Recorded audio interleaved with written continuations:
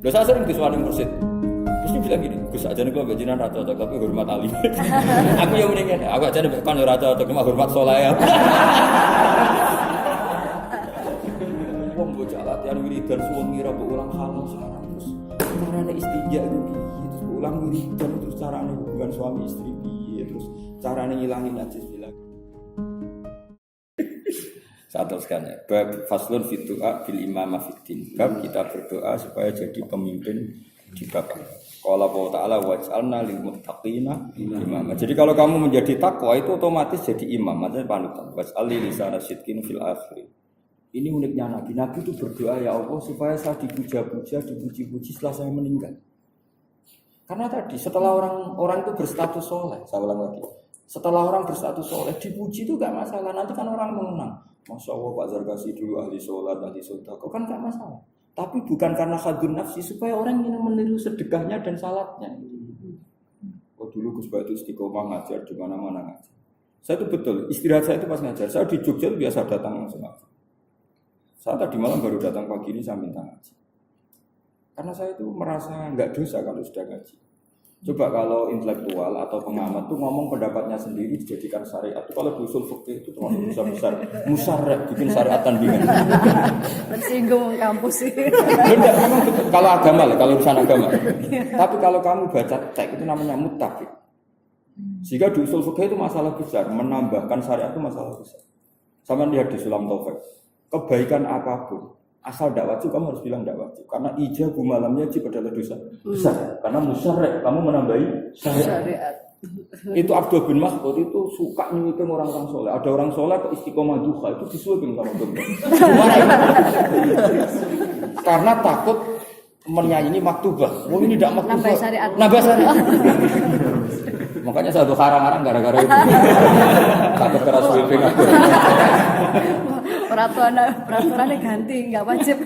Loh, iya artinya kalau yang dari awal nggak wajib, jangan diwajibkan. Itu kayak apa Rasulullah muji qiyamul Ramadan? Tapi beliau sendiri melakukan hanya hari keempat kali. Karena kalau Rasulullah selalu melakukan akan dikira supaya orang menjaga konstitusi ini. Nah setelah aman benar-benar aman bahwa itu nggak akan difahami sebagai wajib baru sahabat terawih rutin. Itu setelah aman benar-benar gak disalahpahami sebagai wajib. Kayak apa baiknya pakai sikatan itu siwak. Orang mau lapor ke Menak aja harus sikatan. Masa mau lapor pangeran gak siwak. Nabi tapi gak mau mewajibkan. Hanya ngendikan ngeper. Laula an asyqa ala ummati la amartum bisiwak inda kulli sholati. Karena Nabi tahu normalnya orang soal apa itu siwak. Wong soal pacar, soal mertua wae sikatan. Nyari muka di istri aja sikatan. Karena sing lanang rokok, sing wedok kudu rokok. Tapi mulut bukan. Lah iki pas sampai pangeran suwante rokok langsung padang rokoknya diusur-usur Allah Akbar. Lalu pas nyebur masih keluar dulu. Tapi sama istri yang anti rokok sebelum sampai rumah sudah sikatan dulu dimuainya. Nah melihat seperti itu harusnya si waktu wajib tidak boleh sholat. Dan ini adalah termasuk istri soal pengiran. Tapi Nabi gak mau menambahkan kewajiban dalam agama ini. Akhirnya ketika ini ngeper tadi laula asyqa alam. Yaitu difahami oleh ulama betapa bahayanya ijabu malam ya. Sebenarnya itu pinternya ulama. Jadi dari hadis itu betapa bahayanya mewajibkan barang yang enggak wajib. Apapun posisinya sesuatu itu kalau enggak wajib ya tetap enggak wajib. Karena enggak boleh orang jadi musyarak menambah syariat. Apapun baiknya sesuatu itu enggak boleh diwajibkan nanti jadi musyarak. Makanya rata-rata orang alim itu tidak pati toreko, karena toreko itu paling suka nambah wiridan ini gak wajib wiridan. Makanya nih tinggal ulama itu rada musan sidik-sidik di toreko. Ya, tapi itu gak masalah, itu bagus, asal sama-sama ikhlas pasti bagus.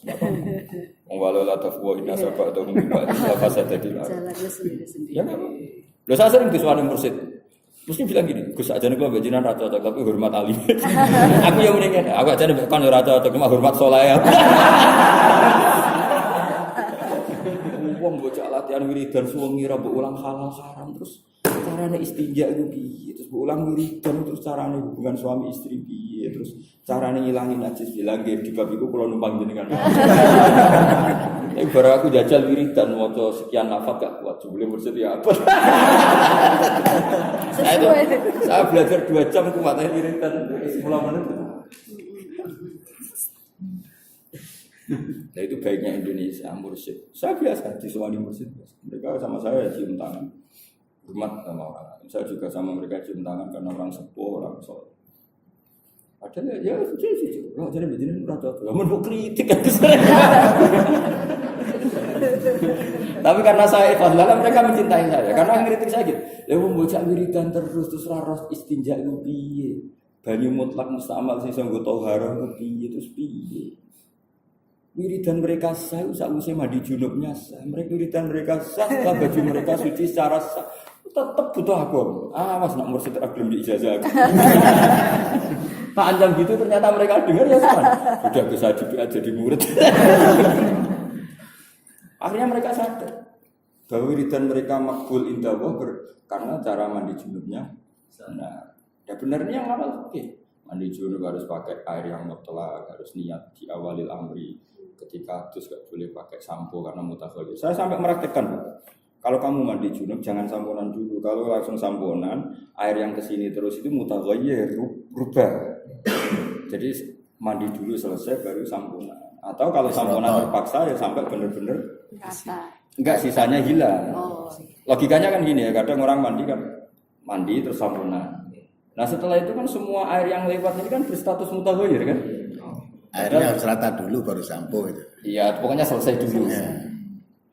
Akhirnya mereka terima kasih gara-gara status begitu. Sampunannya sok suci, tapi memang aturannya seperti itu. Kalau sampunan dulu kan buktinya gini, setelah mandi junub anduan ternyata murah. Jadi kan menunjukkan semua air tadi mutaghayir kan. Misalnya ya. Hanya mereka terima kasih. Pastikan dulu cara mandinya. Itu pakai air mutlak. Caranya gimana? Misalkan tidak usah sabunan dulu, tidak usah sabunan dulu. Kalau terpaksa sabunan dulu, pastikan bejurnya sampai benar-benar air kembali ke nukoh air murni. Mutlak lagi. Akhirnya mereka makan. Terima kasih. Begitu juga uang.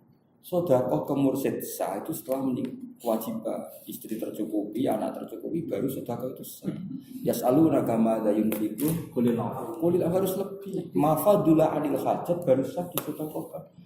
Kalau orang-orang kampung punya utang saja enggak mampu, disedekahkan mursyid itu enggak sah. Mereka dengar, tapi karena saya ikhlas, mereka hanya setuju. Saya betul, saya itu biasa. Bukannya saya sok baik, saya biasa punya, misalnya santri umumnya kan wali murid salam tempel aja. Kalau orang enggak punya mesti tak tentu. Meskipun saya terima, misalnya saya salam tempel 50.000 tak terima, tapi tak anggap utang sama. Nanti selang berapa hari 1 bulan anaknya tak kasih 100. Karena saya secara fikih itu enggak boleh terima. Saya lebih kaya daripada dia. Tapi adat orang Jawa kalau ditolak itu kan tersinggung. Maka saya harus melakukan fikih saya. Ini kan namanya saya al-ghani yaqbalu minal faqir. Itu kan enggak benar.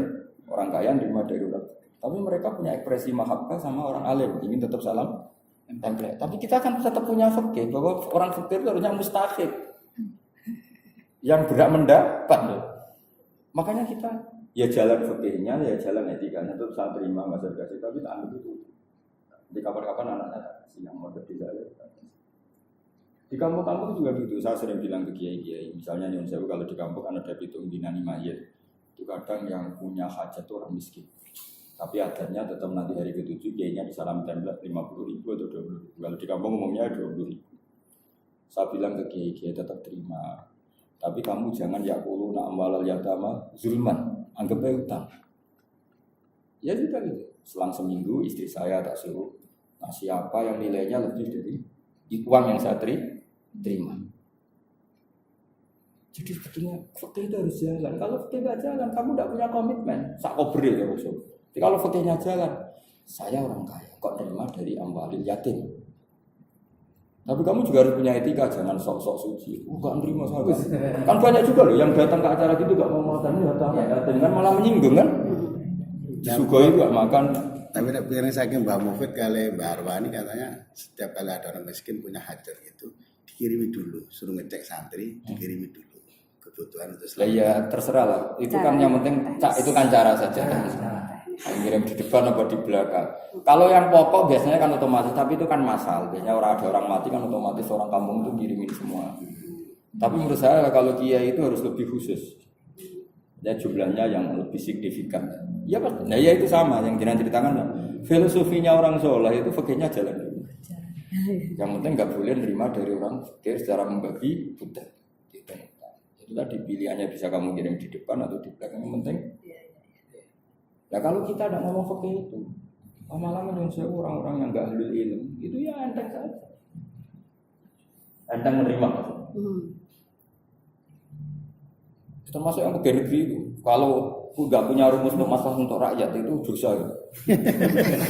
Karena makan gaji dari rakyat. Jadi harus punya kemampuan. Jadi sumbut lah digaji itu juga bahagiakan rakyat itu. Sudah dilakukan. Harus dilakukan. Ya dulu bapak ya wasiat iki. Ya senat digawe wong melarat, rakyate mbok ditampa, tak kegawe utang. Karena mereka sakit. Dulu Rasulullah itu ya sering dikasih hadiah orang Ansor yang lebih miskin daripada Rasulullah diterima. Jadi yang mirip adat Jawa lah kalau kan menyakiti kalau adat ngasih gak diterima itu kan sakit. Tapi dihitung utang. Ngitung utangnya supaya kita tidak yakulu amal yatama. Maksudnya yang diharapkan Allah itu kan secara zulman. Kita makan di acara itu kan bukan secara zulman, memang diminta, disuruh makan. Kalau enggak kan malah tersinggung, berarti tidak zulman. Tapi tetap saja secara fikih ganjel karena kita goni mampu makan hartanya orang yang tidak. Nah, tapi kalau tidak makan secara etika tidak etis, itu jelas tidak etis itu. Tapi banyak juga loh yang di acara itu tidak makan, masa ada etis. Paling tengah-tengah. Masalahnya jangan dengar Jogja petara di Jogja. Ya tapi fanatik, memang saya secara fikih itu fanatik. Tapi sekarang orang Jogja gara-gara saya ngaji gitu ya dan terima. Loh ya orang banyak orang Muhammadiyah ngaji, seorang PKS ngaji ya buat. Karena mereka tahu itu hanya fanatik ilmu. Enggak fanatik asofia. Ya karena memang saya itu kepentingannya ilmu, memang saya hidup itu penting. Karena kalau apa ya kelompok itu kan enggak abadi, yang abadi itu kan ilmu. Jadi kearifan, jangan kira kiai-kiai ketika dikasih salam tempel orang miskin itu enggak dihitung utang. Kalau kiai-kiai yang soleh itu dihitung. Nanti dalam beberapa hari ya tadi anaknya tak kasih. Misalnya saat salam tempel 50 ya anaknya tak kasih 100. Tapi tadi yang tidak mengikut. Ya itu yang dimaksud Nabi tahadu tahab. Kamu saling memberi hadiah maka kamu saling mencintai.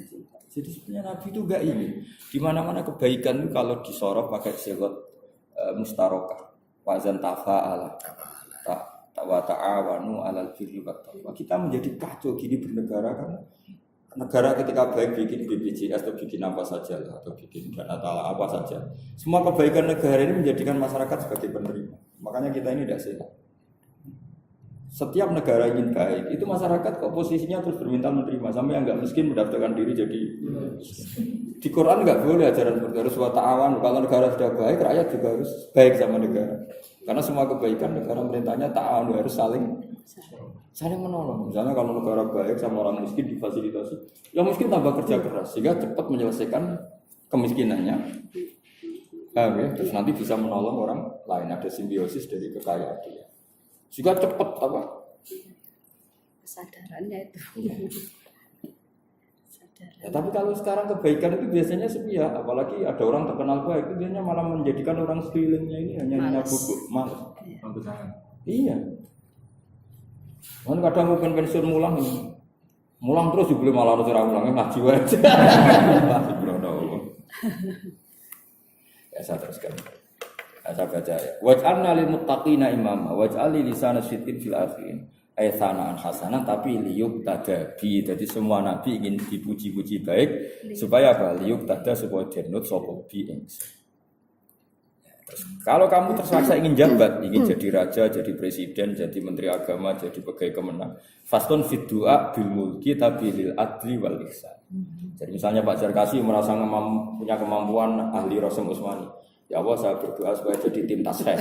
Tapi dia ingin misalnya ingin membenahi di situ. Misalnya ada orang pecinta perempuan, tapi pecinta yang bukan nafsu, pecinta yang ingin melindungi dari macam-macam dosa. Ya Allah, ingin jadi menteri pemberdayaan perempuan. Itu boleh. Ini namanya biddu'a bil mulki, ingin jadi raja tapi lil adli wal ihsan. Jadi ingin jabat tapi karena ingin menyebarkan kebaikan. Dalilnya kalau Allah Ta'ala hikayatan an Sulaiman wahab limul kala yang bagi li ahadin. Jadi semua nabi juga pernah berdoa jadi raja tapi dengan makna supaya bisa memasifkan kebaikan itu ya. Jadi jabat tapi ingin memasifkan kebaikan bukan karena hadun. Jadi misalnya ada orang alim alama, ada peluang jadi qadhi fikih dia daftar supaya jadi qadhi benar-benar ahli, bukan karena ingin gajinya. Kayak apa? Sekutu nyokok. Dulu. Aku tuh tadi.